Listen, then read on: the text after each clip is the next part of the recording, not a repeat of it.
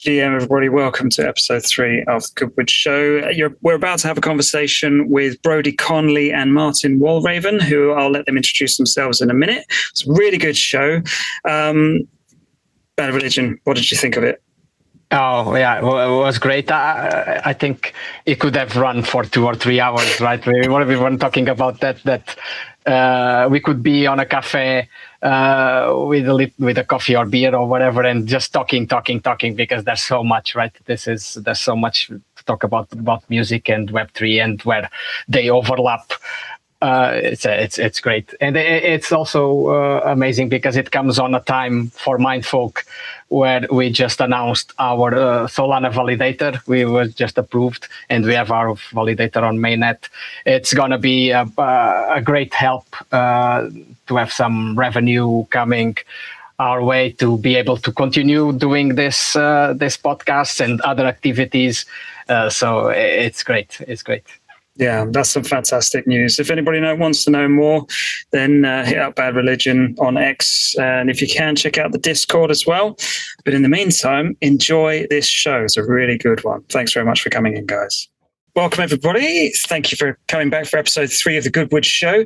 Today, we're joined, of course, as always, by Bad Religion, Mindfolk extraordinaire.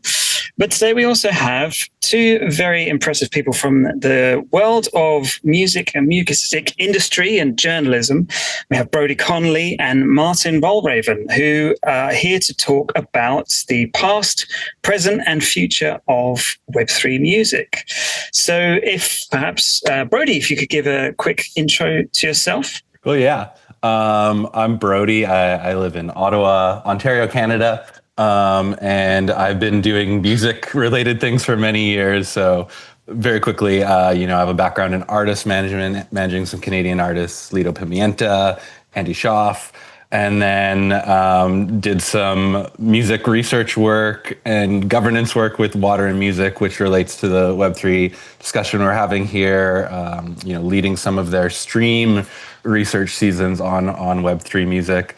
I also worked for a place called the Center for Music Ecosystems, which does sort of global music research, especially around copyright, around local interventions for growing music ecosystems. And I'm involved in my local music community. I'm a board member for a local or a Canadian music media cooperative called New Feeling, and for a local experimental music promoter called Debaser. So lots of stuff there. Yeah, absolutely. Maarten. Yeah, I mean, it's a similarly broad exercise of things, which is a very music thing as well, right? There's very few people in music who do like, I have this one job. Maybe if you're at a major label, I don't know. Anyway, I'm Maarten. I'm from the Netherlands. I met Brodie through Water and Music. Was also involved in lots of the research there.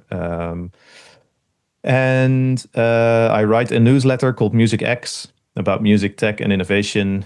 At the time, I did this with another guy called Bas, and he and I wrote a lot about Web3. We were in a lot of communities, Web3 communities, especially in the sort of NFT hype period. I like all kinds of music. I work anywhere at the intersection of music, media, what's it called? Education and community. Mm-hmm. It's interesting that you both brought up Water and Music in your intros, because certainly as I was getting to know you guys, particularly through Jamie, Sound of Fractures, I think was probably the intro there. Water and Music came up a lot. I think you were both writing at the time when we originally sort of got to know each other.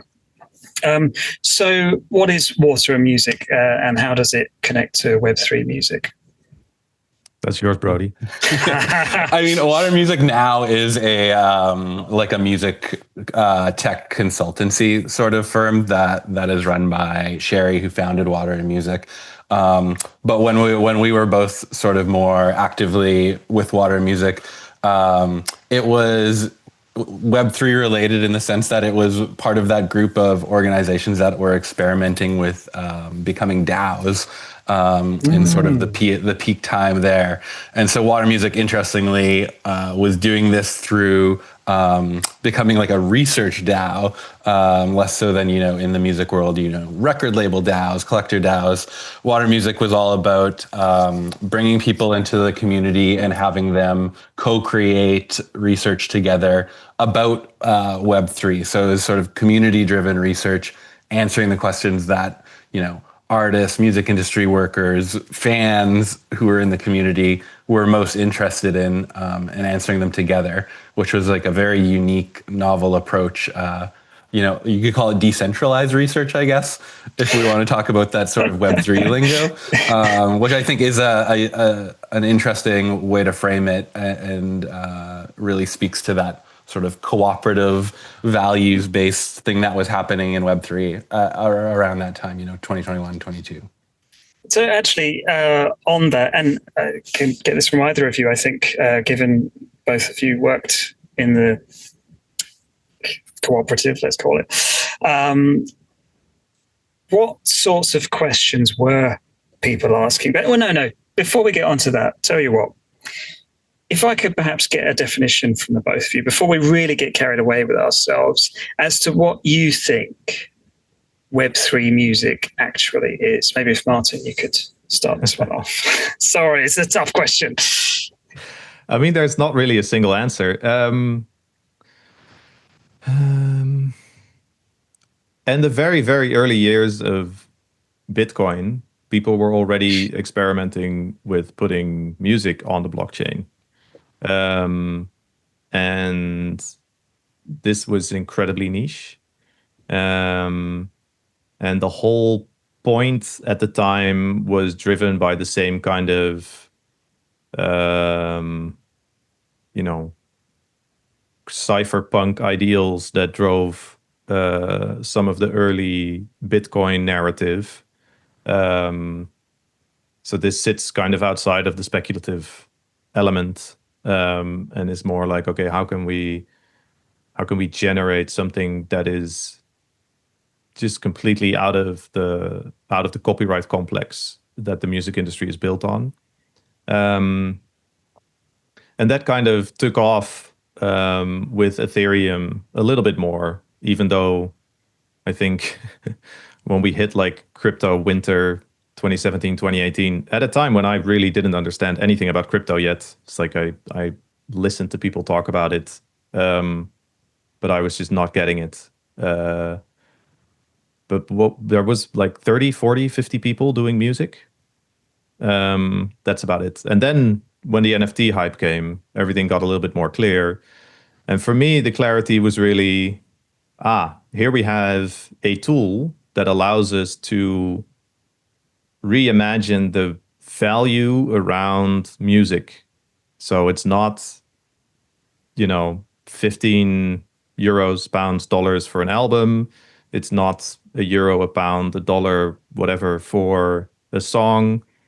Somebody made something, they think it's worth X, right? Maybe it's worth $80, maybe it's worth $1,000 to them, but you can put it out there. And if you can find that person that agrees that that's the value, then you have it, right? It's suddenly there, it exists. And I think that's also the kind of culture that was driving the decentralized research that Brodie was talking about in relation to Water Music. And for me, Web3 music was about that. So it was about the redefinition of value, the relationship between the creator and the one who listens, the fan, the purchaser, whatever you want to call them, but the person who spends money on it. And they enter a very different relationship because they can together determine what the value is of this money, of this music. So that's the definition. Mm-hmm. How do you sit with that, Brodie?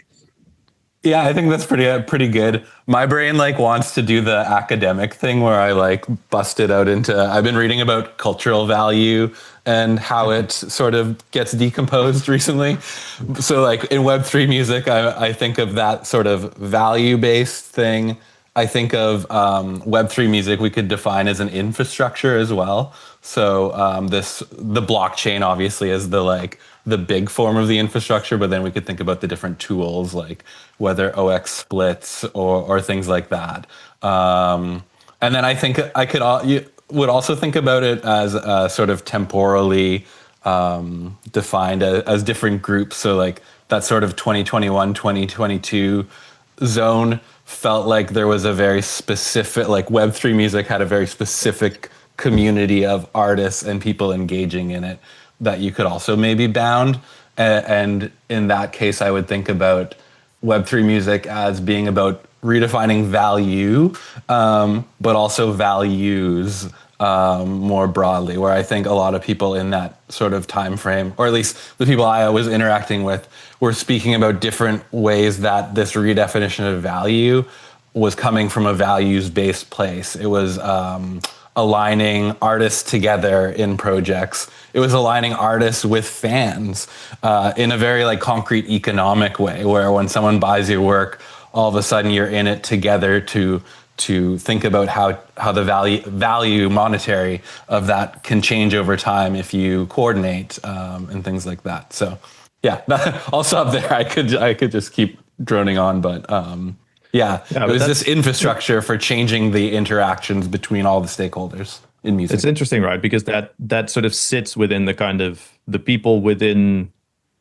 the crypto space, the blockchain movement, whatever words you want to use, who were trying to figure out whether we could reimagine public goods. And yeah, I think in the end, degens kind of pushed all of that away. Yeah. And all the speculative elements around crypto pushed that away. And sure, there's still some interesting things happening from a culture perspective, but that little period in time that Brodie's talking about was exciting because it felt like, we were able to redefine meaning and value. So, what both of you have spoken about makes me think, and this is a question I ask myself quite frequently in this context, is it makes me really wonder why it happened. So maybe do either of you or both of you have some kind of some thoughts as to why you think that, particularly I'd say in the NFT craze of 2021, because certainly it was 21 when I came into this whole thing. Why did we just grab onto this, really feel like this was going to be a future of music? Was it something culturally that was happening at the time? Is it something about the technology that just switched something on in our brains? What do you think was the pairing? That's a hard one, because I want to like historicize it as part of this sort of long run towards financialization and artists feeling like a lack of agency or control around being able to grow their career pathways. You have the major labels consolidating to the big three. You have social media and algorithms. And I think Web3 music sort of offered this like feeling of agency. I would say, where artists felt like, oh, this is an open space where I can experiment outside of the weird box that you're put in the social world. Like, I'm a grant juror here in Canada for music grants, and one thing I notice across grants is every grant reads sort of the same, because everyone's like, I need this money to buy sponsored posts, and like funnel it to tech companies essentially. And Web3 was this, or like still is, this, you could call it maybe a frontier mindset, where it's like, which like I know that has colonial connotations, but was like open to experimenting with different ways of bypassing that sort of stranglehold where artists don't have much agency, where you have to play by the rules. Yeah. Maarten, anything to add to that? No, I mean, I sit in a similar kind of mode of thinking, I guess. There's an interesting parallel between any new technology coming in and trying to disrupt something.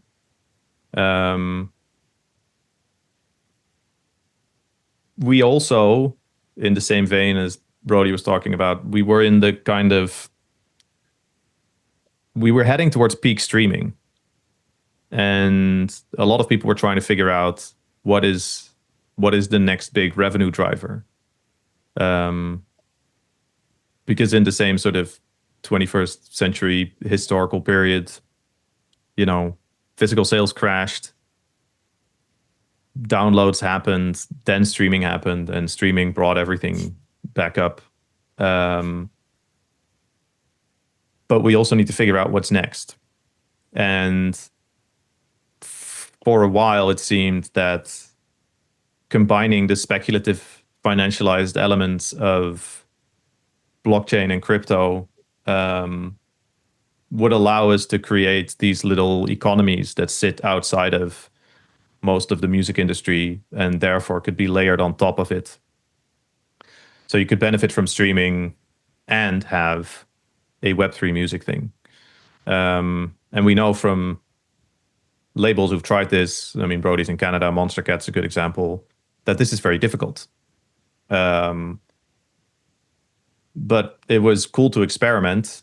And I think the whole experimentation thing, also from a community DAO perspective, is the probably the most useful thing that remains from all of this.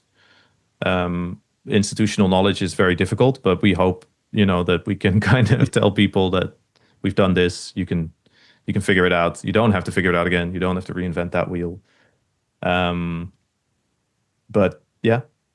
Well, on that, I would just jump in. I think that's such a good point you made, Maarten, about the especially from the bigger institutional perspective of the big stakeholders, that the animating one of the animating historical forces of the music industry is that drive to what's the next profit center or revenue center. And you see that now with super fandom, AI now. We've kind of moved past super fandom into the AI moment, but it's that, I guess conceptually, I think about the music industry as people that are if we can just grow the pie, if we can keep that thing growing, things will get better for everyone, which can be true, which in my mind sometimes distracts from the how is the pie shared argument. But the music industry has historically moved forward based on that drive to find the next revenue source, especially as Maarten says, streaming revenues in Western countries at least are the rate of expansion of profit is slowing dramatically. If I could add something on what you are saying, is also in terms of culturally, because it comes after the COVID, right?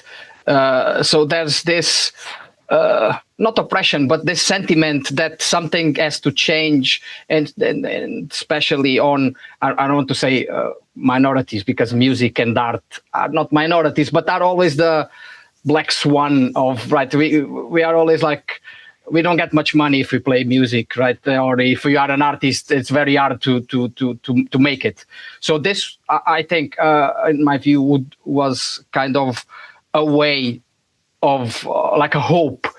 We saw this technology and this way of sharing royalties or having ownership or giving ownership to our funds, let's say, as a way to okay, maybe this is a solution, like you guys said, this is going to change everything. But the reality is maybe it didn't. I don't know. It's it definitely frustrating. Didn't. And I think people who were saying that it was going to change everything had probably no idea what they were talking about. And I mean, if you go back to those early experiments on the blockchain, that was in no way anything related to polished music products, right? There's no way that any of those artists could have released anything on a label somewhere, because everybody would have gone like, mix and master your stuff, and this is like 11 seconds of weird 8-bit sounding music on the Ethereum blockchain. Exactly. So why on earth would anybody listen to this? But it was the fact that they were doing it, and the experiment behind it, and the drive behind it, that meant that people were like triggered by it, and they connected to it. And yeah, I mean, this is, in that sense, this is more similar to people building the first synthesizers and figuring out what the bleeps and bloops were than when people are comparing generative AI to synthesizers, because those two things are just vastly different. There's like a real punk element, like a punk element to that experiment, that initial experimentation, Yes. especially, where it's like, in some way, like, you know, how we talk about how the music that gets created is influenced by the market and the medium, you know, pop, like putting the chorus at the front of the song so you get your 30-second spin or whatever. But what you're describing, Maarten, is the like, I'm making what I want, and folks can get on board or not, and then the unique communities that spring out of that, which is very cool. All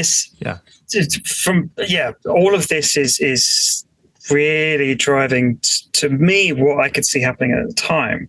Certainly from how I came into it when I was releasing, and the people that I was involved with that were also dropping music on blockchain at the same time, there was a real drive from the independent artists. We did not see very much at all from the sort of the more, you know, the signed, the labels, etc. There were drops. If we think the Weeknd dropped, I think, on Ethereum. But did he, or did somebody like organize that? Well, and like the big ones were always kind of like shittily administered and really felt like cash. Like in some ways, asking what Web3 music, going back to your first question, was, there was like, those are separate things, even, you know, like the people doing the community building, and then the like, let's just try, and I'm already a big band that people will purchase. Cash grab. Shit. Yeah. Easy money, right? Yeah, this was, I can't remember the name of the, there were definitely a couple of, like you had the royalty splits thing going on, like Royale. .io. That like selling of the partial rights stuff. Yeah, which was like, it was very complicated, and from the background I come from, like I can appreciate why. But it was like Royale had the top artists, but you didn't, as you said, you didn't see this community first sort of building. At the other end, you had, you know, the independents like myself, who were just releasing and chatting to people and seeing what happens and trying this and trying that. And there was a lot more, as you say, this sort of punk experimentation. I think there was like a middle ground as well. You know, there were people that were sort of dipping in, that were kind of doing things on their own terms, but they were well known. Think, for example, BT. You know, he's definitely got his hands in a lot of new technologies. You know, for example, he was found lurking in my friend's Discord. He runs an AI music generator. You know, he's always, you know. There's I think this touches on something that we're already talking about. So there's these kinds of cultural differences. So with Royal, right, and Blau, like even Blau's early sort of newsworthy releases, when he was making so much money upon releasing the album, he spent years in the Ethereum community. And then he did that, and then it was news because it was just an enormous amount of money. And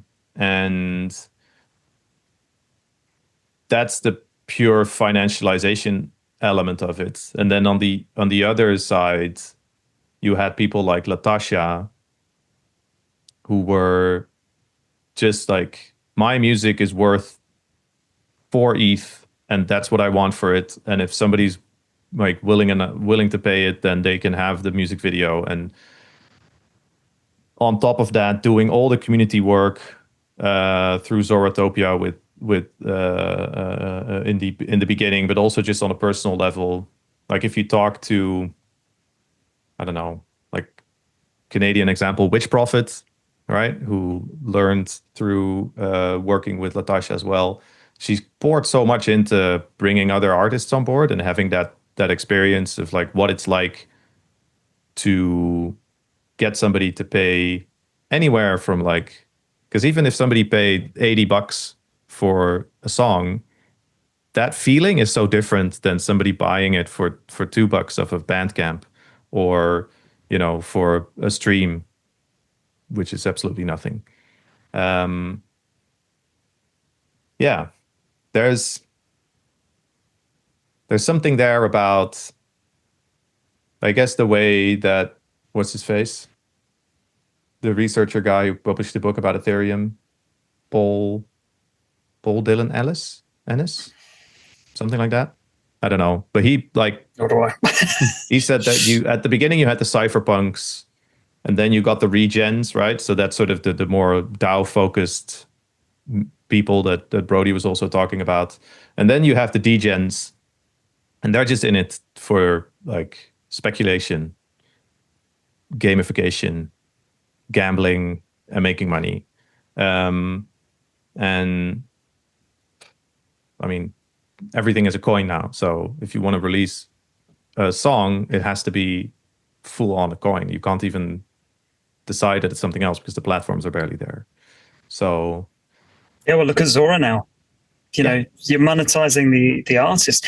The artists have a market cap. I really don't know how I feel about that. I'll be honest. It's just trend chasing. It feels like I can't see that having a future. In all honesty, there may be a future, but not a really prevalent one, I think.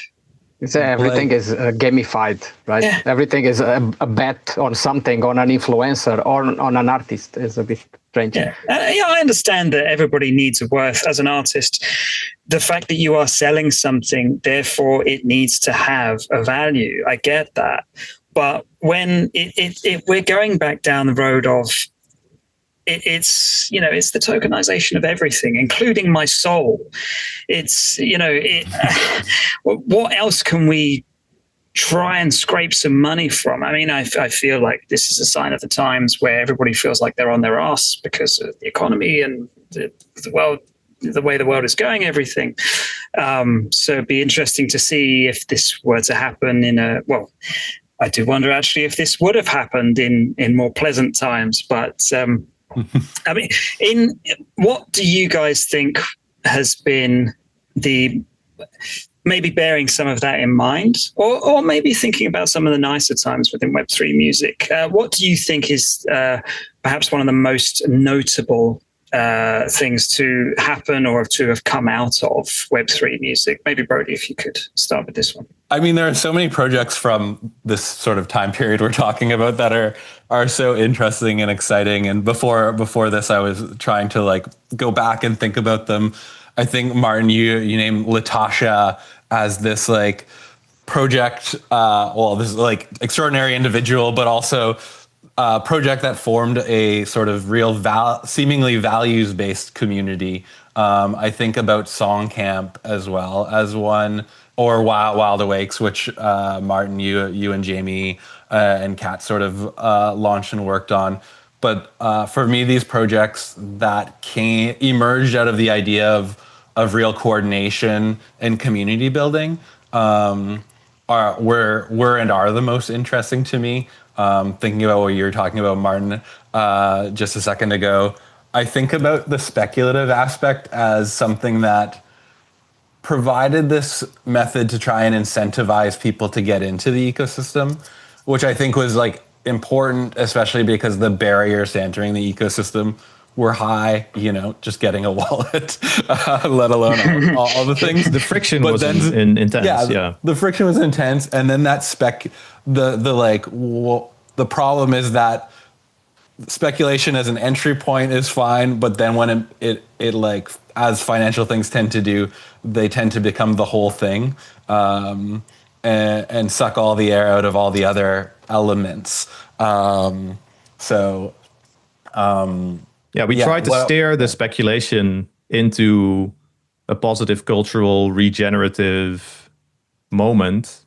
And when this worked, it was awesome. Yeah. And then it stopped working. Right. And it stopped working because of market crashes, and it stopped working because people just went on to do other stuff. It stopped working for lots of reasons. But that, like I said in the beginning, it doesn't mean that we didn't learn from that, right? I mean, Brodie's learnings from being in the core team of Web3 Music is, invaluable. So for people who want to do that kind of thing, and I've been a part of like DAO-like structures where, we try to reimagine a similar kind of decentralized research on other topics.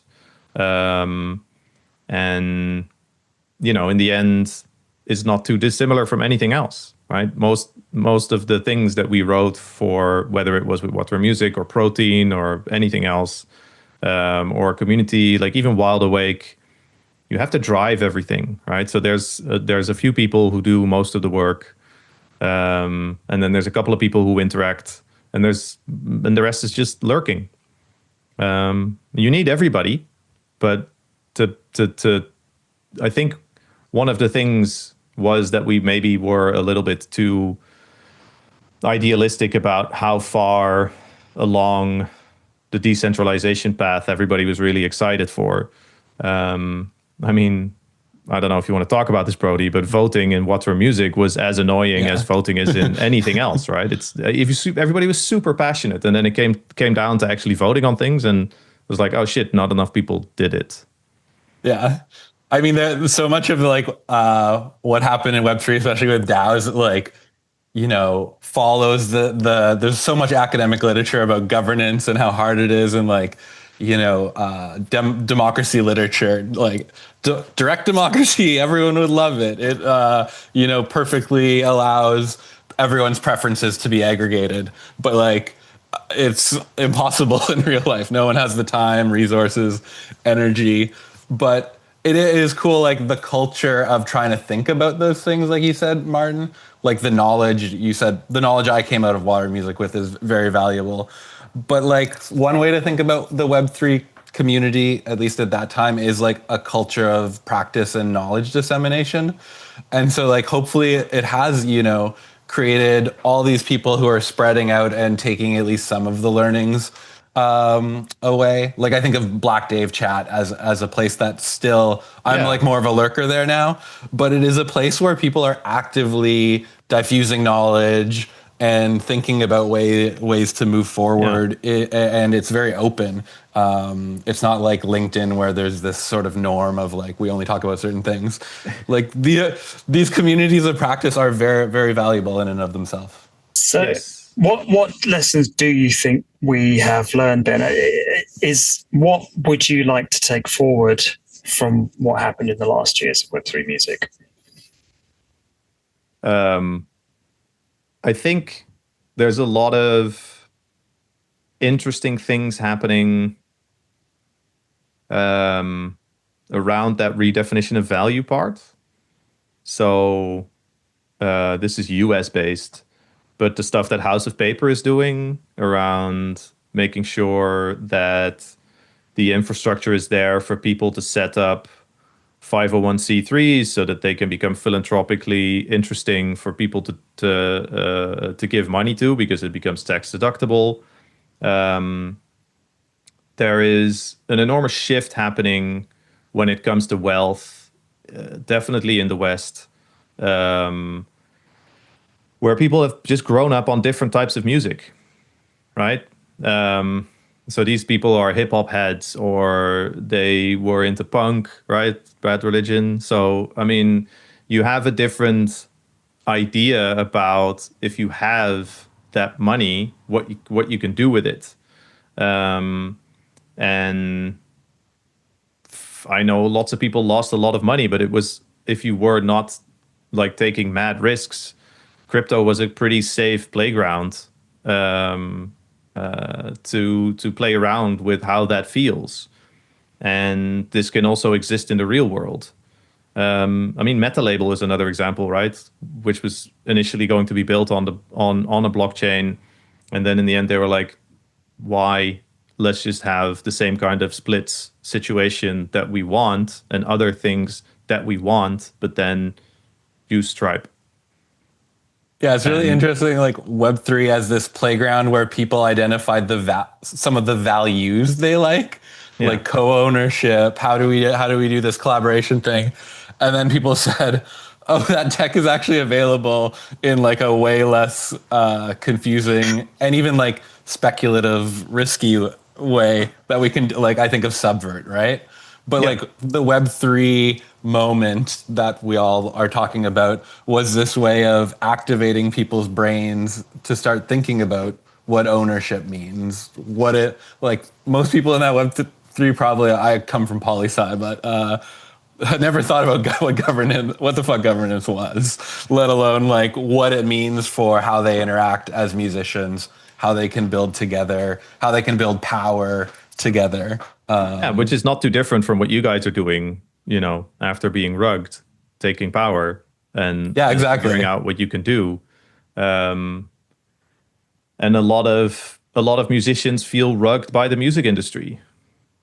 And sometimes this leads to super interesting things like Kieran Hebden taking on Domino Records to figure out like, how the hell did my old contract, which doesn't talk about streaming, give me such a bad deal in streaming? That should just be redefined. And he won. I mean, recently in the Netherlands, a couple of people lost a similar kind of court case to Universal. But it's that kind of spirit that a lot of people carry, and we need tools to express it. And for a while, blockchain seemed a really good tool, except the degens one. Yeah, and then it's kind of funny because even on the music industry, but kind of crypto not started, but the idea was against the financial colossus, right? The financial institutions, and David against Goliath, right? There's kind of this perspective. But in the end, if you have Sony and all the big ones coming to crypto, it defies the whole purpose of or Mark Andreessen existing, right? So it's the same thing. Now we have all the JP Morgans of the world coming to crypto, right? So what's even the point of we creating all this or spending time here to have like this degen vibe when actually now we're going to be owned by the big ones again? So I think it's different. I mean, we're taking a very Western perspective on this, but if you're in an economy like Argentina's, you really enjoy stable coins, right? Yeah. Way more than your own currency. If you're in a country like India, it's super difficult to get money out of India. So crypto is quite easy. Like, it's practically interesting for people doing a large variety of things to use this technology that we in the West don't think about, because at a push of a button, I can send you money and it'll be with you in your bank accounts in 2 minutes. And that money is going to keep the same value, right? Just to stick with those two examples. That's a really good point, actually. I mean, if we think about, certainly when I was starting to get excited about crypto, NFTs and all that sort of stuff, a lot of the chat was about like having a safe haven for your, having a commodity essentially for your fiat, putting it into something else, which is, a good hedge against inflation, as was constantly said. And it's interesting, various sort of discussions around those sorts of positives, which actually, bringing back to your point, in the Western world, don't seem to have actually made that much of a difference. I mean, as a purchaser of crypto, I mean, I don't trade, but at the moment really don't see much need for a stable coin, be it in US dollar or pound sterling or whatever. And, I am purchasing crypto as a hedge against inflation, but I think the difference that it's making is perhaps not so much as it would be to somebody in, let's say, a third world country, in Argentina or, Nigeria or somewhere like that, where these things seem to have made a big difference. I mean, if we think about the argument of avoiding transfer fees, so, if a lot of people use, I think it's like Wise or all these sorts of things where you're paying a big premium in order to get this conversion to happen, and the clearinghouse and la. Whereas you can have this peer-to-peer system and avoid all of that. If I was to pay Bad Religion, who's in the same country as me, I mean, we can do that with faster payments right now, right? Yeah. So there's no benefit, certainly on the surface level, to using crypto. But of course, that's entirely different in other countries. Do you think perhaps, bringing it back to the context of Web3, there is any chance perhaps that, let's say that Web3 music is sort of dying or maybe dead to some extent in the Western world, that perhaps elsewhere we may see some kind of revival, or maybe it's still going? I don't know. Brodie, I think maybe you'd... I don't know the answer to that, because I just in the sense that I don't know, I haven't followed along and kept up with what is going on. But I agree broadly that, blockchain provides this really and still when I was looking at your questions about that you sent ahead of the chat of promising elements of Web3, the things I was listing were those infrastructural elements, and the automation, the coordination, the low fees, providing banking for people who are unbanked even in many parts of the world, and I still think of those as the core things that if Web3 was going to come back as a musical sort of moment in a big way, that the question is, what are the things we want to build and how does this infrastructure help us do that, rather than we need to build on Web3, or this is where we're going to build the thing, and that is a positive thing just in and of itself, which I think leads down to that speculative sort of race to the bottom often, rather than why are we using this thing, and what will it help us achieve. Maarten, anything to add to that one? No, I think that's a great answer, also because I don't know of any specific examples in non-Western parts of the world where I think oh yeah, that's a cool project that you should pay attention to or look at. Also, I think the Western part of the world, at least from my understanding and from the bands I follow, has a much bigger impact. It's 90% of the music that everyone listens in the world, I assume, right? Bands from UK, Europe. Legacy catalog, definitely. New music, the less and less so, right? We had reggaeton, Afrobeats. We're having a bit of a Punjabi moment. There's always K-pop. So yeah. The unique thing that working in Web3 provided, I think, for people from non-Western parts of the world, where currency valuations are different and much lower relative to Western, is that being part of getting paid in Ethereum and part of that sort of moment of high values actually meant massive increases in spending power for artists in those places, just because that currency value would go so much further in those places. Yeah. Well, actually, yeah, on that, I mean, let's say, for example, we had some kind of Bandcamp. I mean, I know there are some things out there already, but let's say we had some sort of Bandcamp-esque thing that was on the blockchain, which had a general recommended value for each track that's put out. Let's say every track is between 3, 5, 6 minutes, and on Bandcamp it's I think somewhere between 1 and 2 pound sterling at the moment, but let's say it was on Ethereum and every track was 0.01 or something like that. Clearly, that would make a much larger difference to people in other places than the Western world.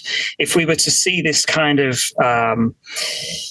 homogenization of the price, which makes a huge difference to people, say, in India or Nigeria or Argentina, which people in the Western world are trying to fight against, because that's not really paying the bills, and people aren't really spending that kind of money. Can we see, I don't know, any kind of conflict? Do you think that something like that will even happen, actually? I think it's more interesting if we start asking the question again, what do you think this is worth that you created? And is there someone out there who's willing to pay that? And that is usually a very personal conversation. Maybe I am keen to make a music project happen because I love it or because I love the person. Maybe I want to be credited as somebody who funded it. Maybe I want to be involved in some decision making, right? We tried and tested all of these various things. And the thing I learned from all of that is it's super personal. You can't just say, all right, here's the solution. Here's the thing that's going to work. This is the price setting that's going to work. I think we need to become much more open about what I think the value of something is, and then give me the opportunity to pay that. Which of course leads to people arguing like, oh yeah, but in the end then everybody will pay zero. And I just don't believe in that.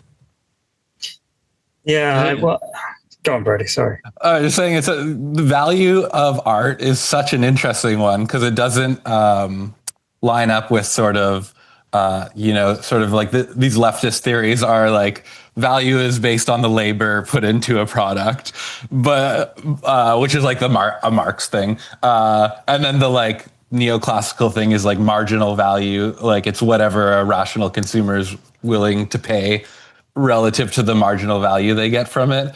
And art is just this sort of weird thing because as we've seen for a lot of art, that marginal value is seemingly quite low for many consumers. So it's like you'd call it maybe a market failure, despite the value of these products or of music, of art products. I should not say that. Was certainly one of the... But being very valuable in other ways to collective society, aggregated.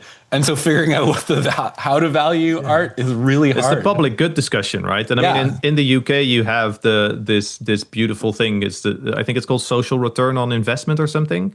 It's a whole quantified method that is, the government also underwrites and everybody agrees that this exists, and it helps you say like, okay, if you give me £1, its value is actually £1.60. And I mean, there's lots of examples, but to make it clear, I think the idea is like, if you help this child not get sick by providing food to them or something, you will not have to pay a lot of doctors' fees later on, which is why that £1 is worth more than just £1. So there's lots of ways to kind of think about like, okay, what is the social impact of this music? What is the cultural impact of this music? And to actually value it. I mean, you've just done a lot of this work, Brodie. And it's super interesting.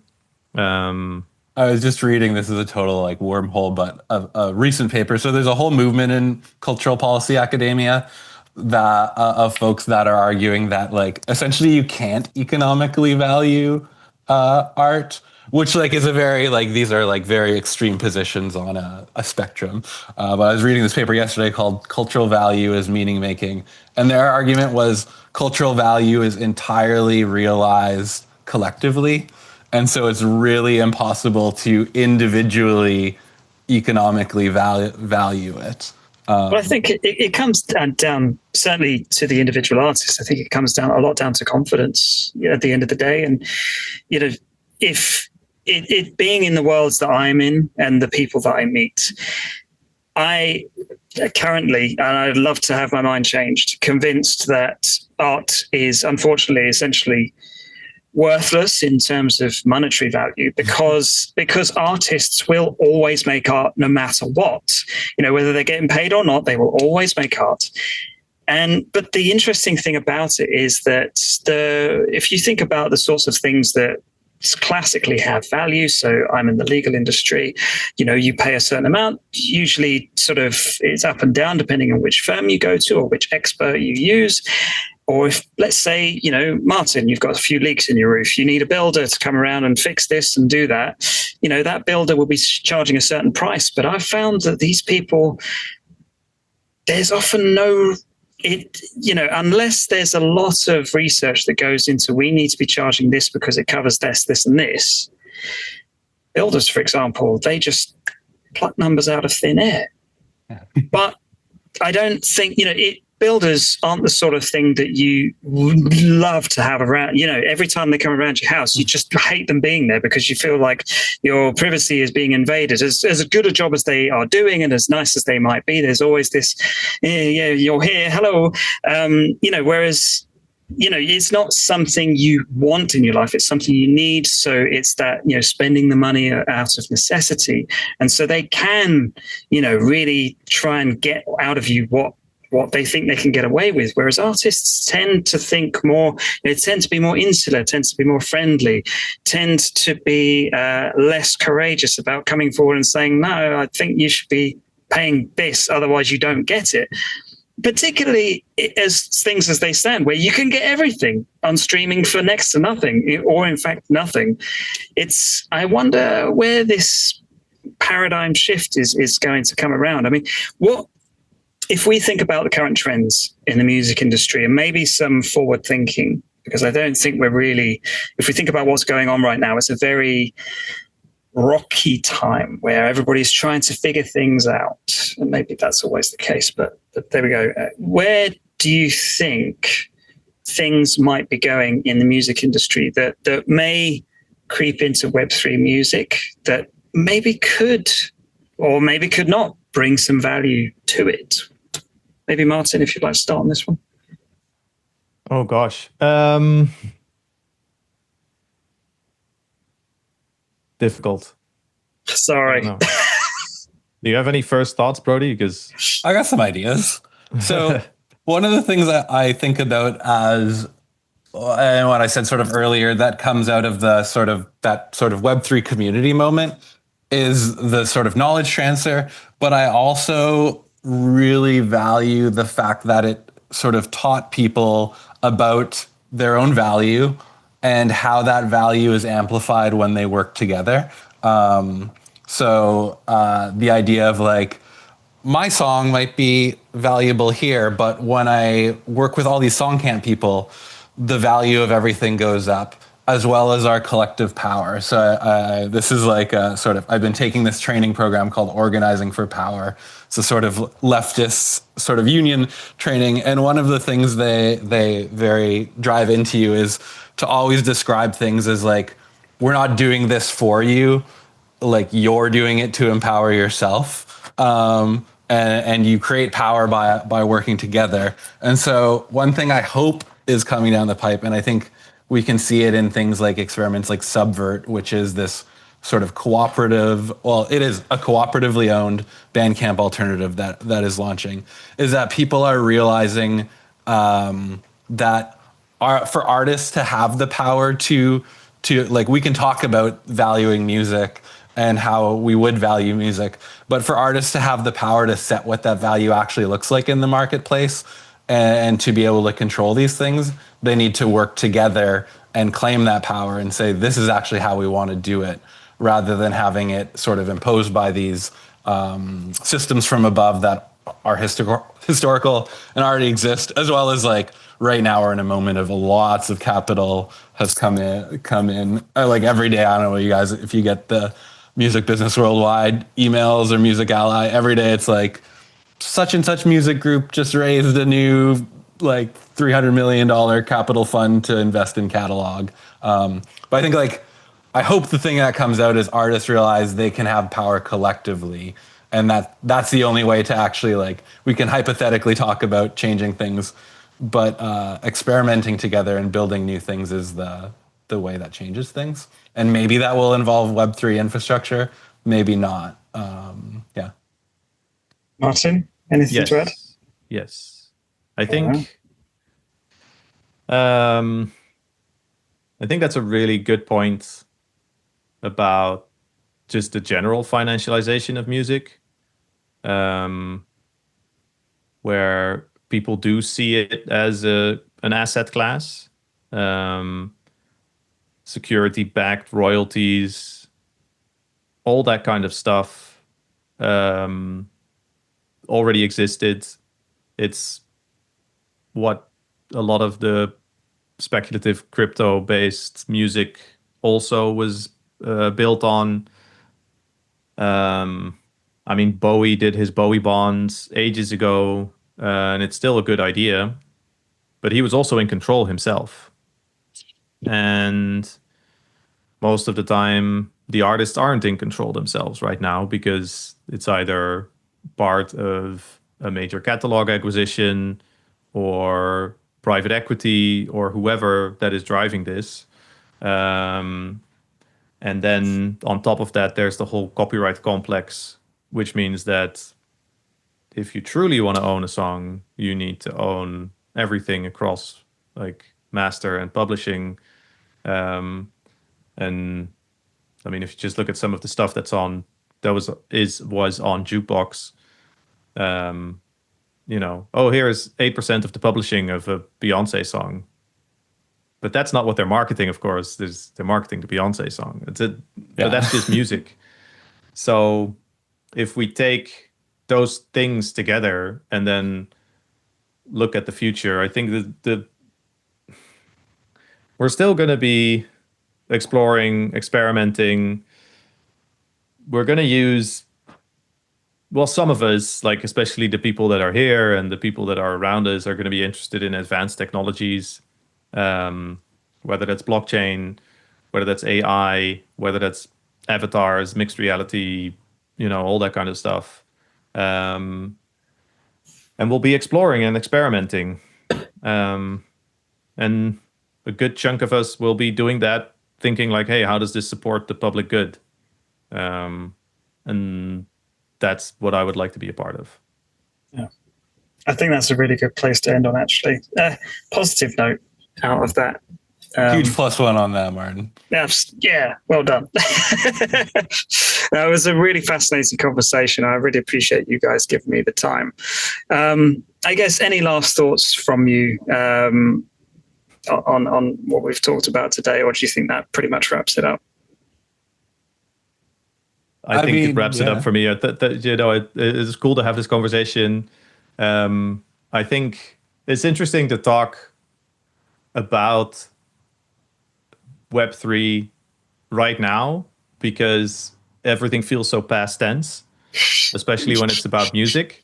So to think about it from the perspective of it having been an area of exploration, iteration, experimentation, is probably where I am most. That is the most optimistic thing right now for me. Yeah, Brodie? Yeah, I mean, I'd echo that like we're in a moment where I think a lot of experimentation is needed.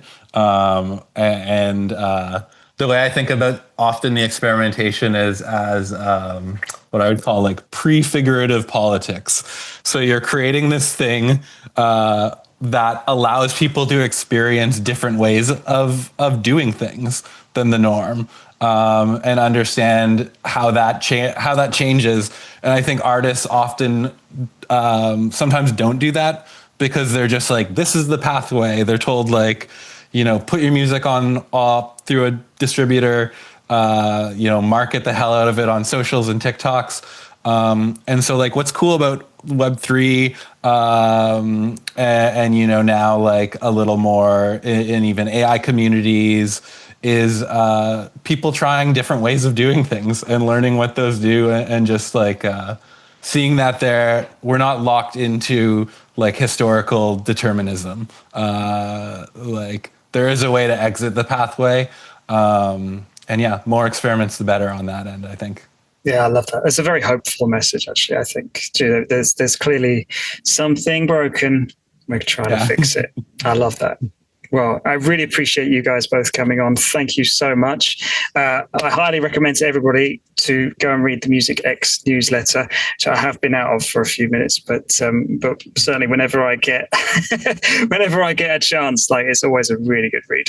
Some fantastic writing from guests as well. Well, fantastic. Both of you keep doing a fantastic job on whatever it is you're doing right now. And thank you so much for coming onto the pod. All right. Thank you so much, guys. For having us. Thank you. This was awesome.